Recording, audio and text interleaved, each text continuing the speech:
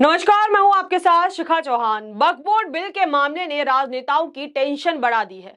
आए दिन वक्फ board bill का मुद्दा तूल पकड़ता जा रहा है। जहां एक तरफ बीजेपी बिल को पास कराने पर अड़ी हुई है, तो वहीं दूसरी ओर all India Muslim personal law board भी सरकार को लगातार चेतावनी देता नजर आ रहा है। इस मुद्दे ने सियासी गलियारों में इतनी आग पकड़ ली कि अब ओवैसी और अरशद मदानी सहित तमाम नेताओं को मैदान में आना पड़ गया।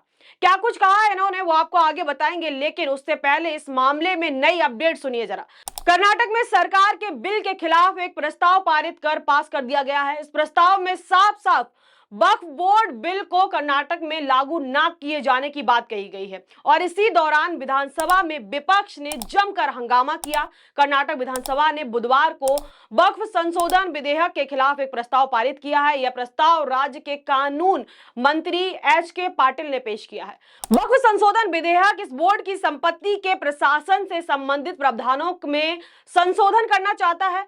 एच.के. पाटिल ने कहा कि यह विधेयक राज्य के लोगों की आकांक्षाओं के खिलाफ है। आपको बता दें कि कर्नाटक में कांग्रेस की सरकार है, तो विपक्ष यानी कि बीजेपी के विधायकों ने इस पर सहमति नहीं जताई, जिसके चलते सदन में बड़ा हंगामा हुआ और विधानसभा में हंगामे के बाद 18 भाजपा के विधायकों को निलंबित कर मार्शलों ने बाहर निकाला। कैसे विधायकों को सदन से बाहर फेंका जा रहा है, आपको बता दें कि विधायकों का सदन में अनियंत्रित व्यवहार करने पर 6 महीने के लिए उन्हें निलंबित कर दिया गया है। देखिए, ऐसा पहली बार नहीं हुआ है कि किसी राज्य में सरकार के खिलाफ जाके कोई प्रस्ताव पारित किया गया हो। आपको याद दिलाती हूं कि इससे पहले भी बिहार के सीएम नीतीश कुमार ने भी सरकार के खिलाफ जाके एनआरसी के मुद्दे पर सदन में एक बिल लेकर आए थे कि की जो एनआरसी है पूरे देश में भले ही लागू हो, लेकिन बिहार में ये लागू नहीं की जाएगी।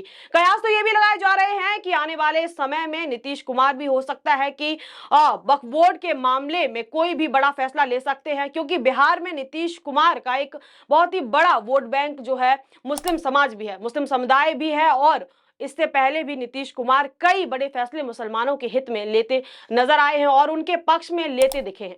चाहे कब्रिस्तान में घेराबंदी की बात हो, फिर चाहे हम मदरसों के शिक्षक या मदरसों के जो अध्यापक है उनकी वेतन सरकारी शिक्षकों के समान करने की बात हो, या मुस्लिम महिलाओं के लिए कोई बड़े फैसले लेने की बात हो, नीतीश कुमार ने बड़े बेबाकी से सदन में इन मुद्दों को उठाया। सदन में इन मुद्दों पर जो है खुलेआम अपने कामों की चर्चा की और अपने काम गिनवाए। वही नीतीश कुमार, चिराग पासवान और नायडू समेत कई बड़े नेताओं को all India Muslim personal law भी जो है उन पर दबाव बना रहा है। वहीं दूसरी ओर सरकार समेत मुकेश अंबानी के भी टेंशन बढ़ सकती है इस मुद्दे को लेकर। क्यों? क्योंकि देखिए, अंबानी का घर अंटिलिया भी वक्फ बोर्ड की जमीन पर बना है। जी हां, आरोप है कि अंबानी ने वक्फ बोर्ड की जमीन को जो है गलत ढंग से उस पर खरीद के अंटिलिया का निर्माण किया है।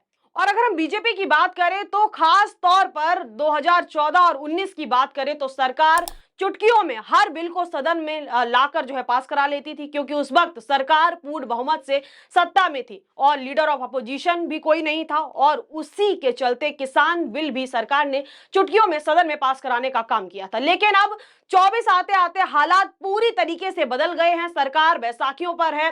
सरकार जो है बैसाखियों की दम पर जो है सत्ता में पूर्ण रूप से जो है काबिज है और कोई भी बिल सदन में सरकार पास नहीं करा पा रही है। हर बिल सदन में आता है, फिर उसके बाद जेपीसी में भेज दिया जाता है। सरकार उसको जो है जेपीसी में भेज देती है। जेपीसी में भी ये जो है तमाम बैठकें होती है, लेकिन बिल पास नहीं हुए। कारण है एक स्ट्रॉन्ग विपक्ष का होना, विपक्ष में सांसदों की संख्या का होना, लीडर ऑफ अपोजिशन का होना, बिल का जेपीसी में जाना, तमाम बैठकें होना, लेकिन पास नहीं होना। अब बिल में विवाद क्या है, एक बार जरा वो भी सुनिए। विवाद वक्फ समिति में नॉन मुस्लिम सदस्य का होना अनिवार्य, बोर्ड में डीएम का हस्तक्षेप।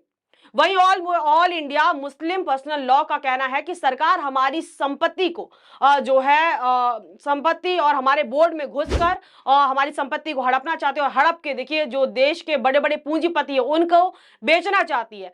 वहीं जो all India Muslim personal law है जगह जगह पर जो है प्रदर्शन कर रहा है सरकार के और इस बिल के खिलाफ जो है प्रदर्शन जारी है। तस्वीरें आप देख पा रहे होंगे। तो ये तो थी वक्फ बोर्ड से जुड़े हुए मामले को लेकर सारी नई अपडेट। अब इस मामले को लेकर क्या कुछ हेडलाइंस चल रही है और ओवैसी सहित तमाम जो बड़े बड़े राजनेता हैं उनका क्या कहना है, एक बार वो भी सुनिए। देखिए हेडलाइन, देखिए एनबीटी की ये हेडलाइन है, कर्नाटक विधानसभा में हंगामे के बाद 18 भाजपा विधायक निलंबित, मार्शलों ने बाहर निकाला। पहली हेडलाइन। दूसरी हेडलाइन देखिए, कर्नाटक विधानसभा में केंद्र के वक्फ संशोधन विधेयक के खिलाफ प्रस्ताव पास, बीजेपी ने किया बायकॉट। अब देखिए इस पूरे मुद्दे पर ओवैसी क्या कह रहे हैं। ओवैसी कह रहे हैं हम चंद्रबाबू नायडू, नीतीश कुमार और चिराग पासवान को मुस्लिम विरोधी वक्फ बिल का समर्थन ना करने को चेता रहे हैं। अगर इस नाजुक वक्त में आप इस बिल का समर्थन करेंगे तो मुसलमान आपको कभी माफ नहीं करेंगे। देखिए यहाँ पे ओवैसी जो है नीतीश कुमार सहित तमाम, चिराग पासवान से लेकर नायडू तक को जो है चेताने की बात कर रहे हैं। वहीं देखिए दूसरे अरशद मदानी क्या कह रहे हैं इस मुद्दे पर। अरशद मदानी लिख रहे हैं यहाँ पर एक्स पर, ट्विटर हैंडल जो है सोशल मीडिया हैंडल एक्स है, उस पर लिखने का काम कर रहे हैं। सांकेतिक विरोध के रूप में खुद को सेकुलर कहने वाले नीतीश कुमार, नायडू और चिराग पासवान जैसे नेताओं की इफ्तार, ईद मिलन और अन्य आयोजनों में शामिल नहीं होगी। जमीयत उलमा ए हिंद, ये लोग सत्ता के लिए मुसलमानों पर हो रहे अन्याय और अत्याचार पर चुप्पी साधे हुए हैं और देश के संविधान के खिलाफ सरकार का समर्थन कर रहे हैं। वक्फ संशोधन बिल पर इन नेताओं का रवैया इनके दोहरे चरित्र को उजागर करता है। उन्हें देश के संविधान और धर्मनिरपेक्षता की कोई परवाह नहीं है, वे केवल अपने राजनीतिक हितों में रुचि रखते हैं। देखिए तो ये जो है नीतीश कुमार और इनको लेकर तमाम जो है बात कही गई है बड़े बड़े नेताओं के द्वारा। अब जो कर्नाटक में हुआ उसको लेकर भाजपा की भी प्रतिक्रिया आई, एक बार वो सुनिए। देखिए सिद्धारमैया सरकार जमीन माफियाओं की रक्षा करना चाहती है, ये हेडलाइन है, नीचे आर्टिकल देखिए। भाजपा नेता विजेंद्र ने गुरुवार को कहा कि मुख्यमंत्री सिद्धारमैया ने केंद्र सरकार के वक्फ संशोधन बिल के खिलाफ बलपूर्वक एक बिल पारित करा लिया है। उनका मकसद साफ है, जब मोदी वक्फ में पारदर्शिता लाना चाहते हैं तो सिद्धारमैया सरकार जमीनी माफियाओं की रक्षा करना चाहती है। उन्होंने कांग्रेस नेताओं पर जमीन हड़पने के भी जो है तमाम आरोप लगाए हैं।